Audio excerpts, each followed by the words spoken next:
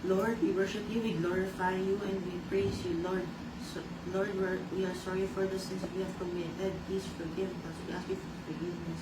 Lord, we thank you for the gift of life, your sacrifices, the food, the life, and Lord, we ask you for protection from the coronavirus. Please protect all of us from the coronavirus, and please help the scientists help them find a cure, and in Jesus' name we pray, Amen. Magandang araw po sa ating lahat. Ako po muli si Sister Cherry ng Joshua Family. Kami po ng aking pamilya ay magbibigay po ng kaunting message para po sa ating lahat. At alam po nating lahat na medyo nagtatagal na po ang ating quarantine. Parang estimate po ay 1.5 months na po tayong naka-quarantine. Alam ko po na nagpapatuloy tayo na humihiling sa ating Panginoon na nawa ay matapos na rin po ang kalagayan natin tungkol sa COVID-19. Ang ilan sa atin, maaaring pagminsan, pag nagmumuni-muni po tayo, ay naiisip po natin na Panginoon, kailan natatanong po natin ng Lord kung hanggang kailan kaya ang ating quarantine, hanggang kailan ito matatapos? Bakit may mga namamatay? Bakit patuloy na may nahahawa? At patuloy na meron namang nakaka-recover? So maraming mga tanong po ang naiiwan sa atin sa mga panahong ito na hindi naman natin maiwasan na mapag-isipan na kung bakit hanggang kailan po ito matatapos. But sinabi po sa ilan lamang ito dun sa mga tanong sa puso natin minsan or tanong sa isipan na dumadaan. Pero alam po natin na God is in control. Alam po natin na ang Lord ang may kapamahalaan ng lahat ng ito. Mga kapatid, kahit hindi pa po natin nakikita ang ending ng mangyayari or hindi natin alam hanggang kailan ang COVID-19, hanggang kailan mawawala ito sa ating bansa. Dahil hindi maiwasan na mapaisip po tayo na talagang nagtatagal siya. Kasi like ngayon po, na-extend po yung quarantine natin. Pero, bagamat hindi po natin nakikita yung ending nitong nangyayari, ay magpatuloy lamang po tayong maging matatag at magpatuloy din po tayong maging matibay sa panalangin sa Panginoon. Bigyan po natin yung sarili natin ng positive at punong-puno ng pananampalataya sa Panginoon. Kasi bagamat hindi natin nakikita ang ending ng lahat ng ito, pero pinakamahalaga pa rin po, di ba? Kahit wala tayong sagot, ay busugin natin yung ating heart, busugin natin yung ating mind na mga word of God, ang mga promises ng Panginoon sa ating pong buhay. At saka, isi-share ko din po na kung puno-puno po tayo ng word of God, never lose hope. Hindi po tayo basta-basta panghihinaan. We need to have hope in waiting. Sabi po nila, hope is an expression of faith. So, ibig sabihin, magkakadikit po siya. Kung meron po tayong, kung punong-puno po tayo ng pag-asa sa puso natin at sa isipan natin, hindi po natin namamalayan na punong-puno rin po pala tayo ng pananampalataya sa ating Panginoon. So, sinabi po sa Hebrew 11 verse 1, sabi po dito, tayo'y may pananalig kung nagtitiwala tayong mangyayari ang mga inaasahan natin at naniniwala sa mga bagay na hindi natin nakikita. So, amen po, di po ba? Sabi nga, ang pananampalataya ay paniniwala sa mga bagay na hindi natin nakikita. So, kahit hindi pa po natin nakikita, kung hanggang kailan itong nararanasan natin, pero meron tayong kapanatagan ng loob galing sa promise ng Panginoon na sinabi po niya na mangyayari ang mga inaasahan po natin. So, meron tayo palaging pag-asa. Kasi mangyayari to. Kasi wala naman pong ipinangako ang Panginoon na binago po niya sa atin. Di po ba? Tignan po natin sa James o Santiago 1 verse 2. Mga kapatid, magalak kayo kapag kayo dumaranas ng iba't ibang pagsubok sapagkat alam ninyo na lalo magiging matatag ang inyong pananampalataya matapos ninyong mapagtagumpayan ng mga pagsubok na ito. So, amen po sa Lord, po ba? So, bagamat tayo po ay dumadaan sa napakalupit na pagsubok ngayon, Pero, sinabi ng Panginoon ay tumatatag siya, binibigyan po niya tayo ng katatagan at binibigyan niya po tayo ng kapanatagan dahil alam po natin na meron tayong Diyos na hindi po tayo pababayaan kahit kailan. So, panghawakan po natin. So, marami po sa Bible na mababasa po natin kapag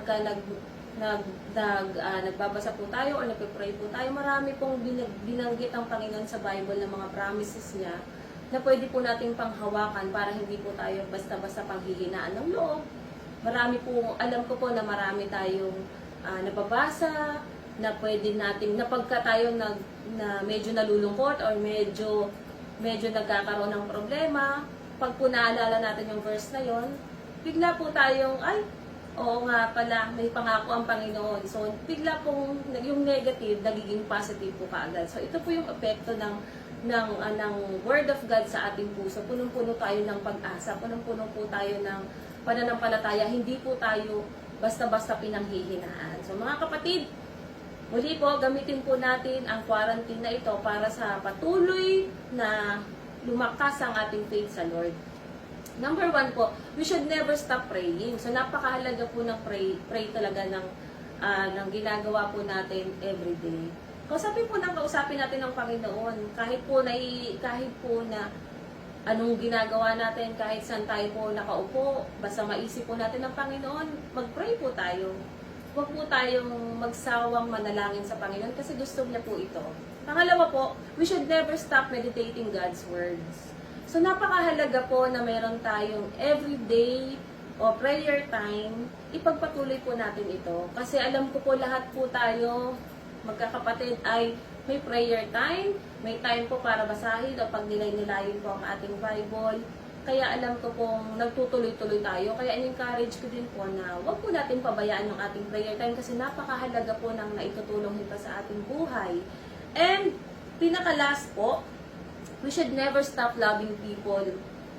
Ito po yung love na sinasabi ng Panginoon sa Matthew 24 verse 37 and 39. Na love the Lord your God with all your heart, with all your soul, and with all your mind. Pangalawa po, love your neighbor as yourself. So, pag magpatuloy lang din po tayo, mga kapatid, alam ko po na hindi naman din lahat ay pinagkalooban ng opportunity o na makapagbigay tulong, financial sa iba po nating mga kapatid na affected po, or makapagbigay ng kahit man lang tulong sa iba. Pero alam niyo po, marami po tayong pwedeng maging paraan o marami pa pong mas higit pa doon. Yung iba po nating kapatid ay nakakatulong sa pagbibigay o pagdodonate ng pinansyal para mas dumami ang matulungan. Maganda din po ito. Pero alam niyo po ba na meron pong isang pinakamahalaga na magagawa nating pagbibigay tulong kahit po tayo ay walang kakayahang makapagbigay na kagaya ng iba. Ang pinaka-the best po na pwede po nating maitulong sa ating kapwa ay magbahagi po tayo ng gospel o word of God sa kanila. Sa totoo lang po, ito po yung pinaka-importante at pinakamahalaga po. Yung ipag-pray po natin ang mga kapatid natin sa kanilang kalagayan, napakahalaga po nito. Yung po, may mabigyan po tayo ng verse sa araw-araw na kapatid natin, yung mayroon po tayong ma-text na mga verse o may bahagi sa mga kapatid po natin, malaking bagay po ito kasi kapag nababasa po nila yung sinabi ng Panginoon, yung mga pangako ng Panginoon sa atin, nagbibigay po ito ng pag-asa sa kanila. At sa ginagawa po natin ngayon, hindi lang po tayo yung pinagpapasalamat nila, kung hindi, na-honor din po nila ang Panginoon. Nagagamit po tayo ng Panginoon dahil sa bagay na yun. Itong iisipin po natin, kapag nagbahagi po tayo ng salita ng Panginoon sa mga kapatid natin na nawawala na ng pag-asa o nanghihina na, kapag nabasa po nila yung text natin, magkakaroon po sila ng pag-asa. Hindi lang tayo yung pinasasalamatan nila, kung hindi pinasasalamatan din po nila ng higit ang ating Panginoon. Bukod po doon, nabibigyan po ng papuri ang Panginoon. So, ito po yung pinakamahalaga. Hindi lamang po sa makatulong tayo sa mga kapatid natin o makapagbigay po tayo ng bagay or mga things na needs nila, okay din po yun, maganda din po ito. Pero pinaka-the best po para sa akin ay ang makapagbahagi po tayo ng salita ng Panginoon sa mga kapatid natin na nangangailangan po, na nanghihina na po sa kalagayan nila. So yun lang po mga kapatid, maraming pong salamat. Magandang araw po sa inyong lahat. Ako po si Maui Dictado, ang husband ni Cherry Dictado. Kami po ay minessage si Pastor at sinabing magbigay po or magbahagi ng message para po sa linggo na to.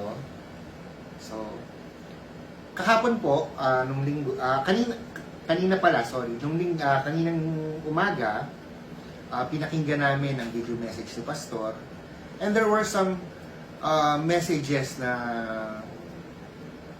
nag-stick sa akin. Actually, it has been a long discussion among my family, sa mga anak ko. So ito po yung Matthew chapter 22, verse 37 to 39. Let me read. You shall love the Lord your God with all your heart, with all your soul, and with all your mind. This is the first and great commandment. And the second is like it. You shall love your neighbor as yourself.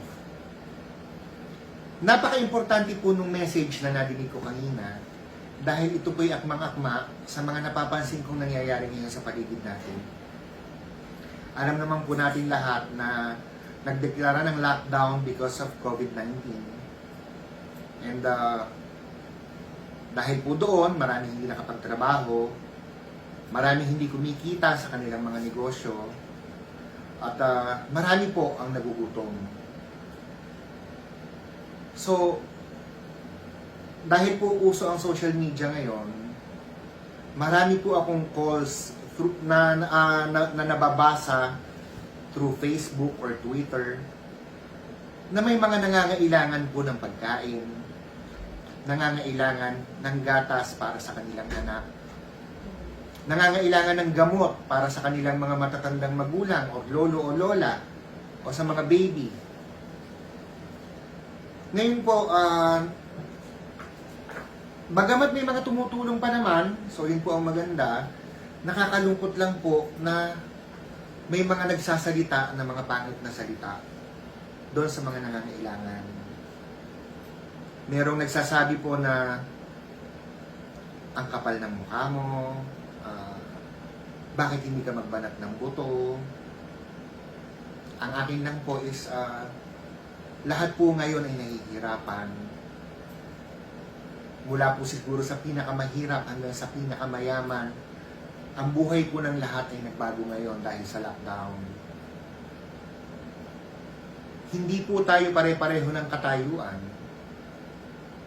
Hindi tayo pare-pareho ng nararanasan. Para kung dahil sa lockdown na to, siguro matindi yung bulong din ng nitaning, nagiging parang extra mean or nababawasan ang pagmamahal ng tao sa kanilang kapwa. So, meron pa pong ibang istorya na kagaya ng isang ama mula sa Binyan na umuwi sa kanilang barangay sa Pulong Santa Cruz, sa kanyang pamilya. So, ang ginawa po ng mga kapitbahay nila, sila'y pinalayas. At habang pinapaalis po ay ini-sprayan pa ng disinfectant. Ngayon po, gusto ko lang pong ulitin, gusto ko lang pong sabihin na para po bang habang nangyayari yung kahirapan ngayon, yung paghihirap ng bawat mga tao, parang napakadali pong manghusga, yung kawalan po ng empathy. Isipin niyo po, kagaya na lang ng 4 Ps ng social amelioration program ng gobyerno ngayon. Nagsisiraan po ang bawat tao dahil ang nakikita nila ay makakatanggap yung isa, ako'y hindi. nawawala po ang ating pag-appreciate sa blessings na natatanggap ng iba. Sa halip, parang kanya-kanya po ang nagiging siste ng bawat ng karamihan ng mga tao ngayon. So ulitin ko lang po yung nasa verse kasi napaka-importante po. You shall love your neighbor as you love yourself. Di po ba, parang yung pagmamahal natin sa pamilya natin, dapat sa sarili natin, sa Panginoon, dapat po wag natin kalimutang i-extend natin yon sa mga nangangailangan. Lalo na po yung mga pinaka-vulnerable. Sabi nga po ng aking misis kanina, isang pwede natin gawin is ipagdasal sila, mag-share ng message sa kanila mula sa Lord para po pampalakas ng loob. Ganon din po kung may extra naman po tayong maidodonate or maibibigay, ibigay po natin. Sana lang po kung wala man sana po ipagdasal natin yung mga parang nalalabuan ng pag-iisip. Dahil magkakahalong hirap, gutom, init, parang napakalapit po nila sa tukso, napakadali po nilang makalimot sa pagkilala sa pagkatao ng bawat isa sa pagmamahal. Isa din pong challenge na ito naman po ay personally na nararanasan ko. Marami po akong kaibigan, marami po akong kamag-anak. So hindi po maiiwasan, sila po ay mga nasa social media din, sa Facebook, sa Twitter. Ang isa pa pong challenge na nangyayari sa amin ngayon is may mga kakilala po kami na nagsasabing, nasaan ang Diyos nyo ngayon? Bakit hindi Diyos nyo magpunta sa ospital para pagalingin ang mga may sakit? Bakit hindi ang Diyos nyo nagbabahay-bahay para mamigay sa mga nagugutom? So obviously po, itong mga sinasabi ko is atheist. Mga hindi po naniniwala sa Panginoon. For whatever reason, hindi po, bukod po sa hindi nila paniniwala sa Panginoon, ay nanlilibak din po sila ngayon sa mga naniniwala at patuloy na nananampalataya kay Lord, sa ating Panginoon. Nung una po sa discussion namin ng misis ko, kapag pinag-uusapan namin yan, asar na asar ako. Na, ang parang sa akin, ito ba ang panahon talaga na magagaganyan kayo? Lahat nahihirapan. Tapos, ngayon kayo magmamalaki, magtatanong pa, ano ba ang ginagawa ng church nyo? Ano ba ang ginagawa ng simbahan nyo? Yun po ang mga ibinabatong tanong. So, nung una po nakasar ako, pero pinaalalahanan po ako ng misis ko na kalma lang. Isipin natin na naliligaw sila. Tapos yun nga po, eksaktong-eksakto po yung message kaninang nabanggit ni Pastor sa video. Love your neighbor. So, nung sinabi po ni Lord na love your neighbor, walang kondisyon. Hindi niya sinabing love your neighbor kapag pareho kayo ng paniniwala. Hindi niya sinabing love your neighbor kapag binibigyan ka niya. Hindi niya sinabing love your neighbor pag may itsura siya. So, napaka-timely po ng message na iyon. At ako po'y nagpapasalamat sa wisdom, sa timeliness na binigay ng Panginoon para ipadilin sa amin yung message na yun ngayon. So yun po, sana po sa mga paghihirap natin ngayon, wag po natin kalilimutan ang pag-ibig. Pag-ibig sa Panginoon, pag-ibig sa sarili, at pag-ibig sa ating kapwa. Basahin ko lang po yung isa pang verse na nabanggit kanina. Ito po ay sa 1 Corinthians chapter 13, verse 13. Napakaganda din lang po. Dahil pag-ibig po yung lumalabas sa akin ngayon eh. So sabi po sa 1 Corinthians chapter 13 verse 13, and now abide faith, hope, love, these three. But the greatest of these is love. So yun po. Hindi ko po sinasabing magiging perpekto kami sa pagmamahal sa kapwa. Siyempre po, andyan pa rin, tao po tayo, nagkakaroon ng mistakes. Pero, sana po, ang hiling ko sa Lord, sa amin pong pamilya, ay laging nandun ang love. Ganon din po sa mga kasama natin. Sana po, laging mag-exist yung love sa Panginoon, sa sarili at sa kapwa. Magandang araw po.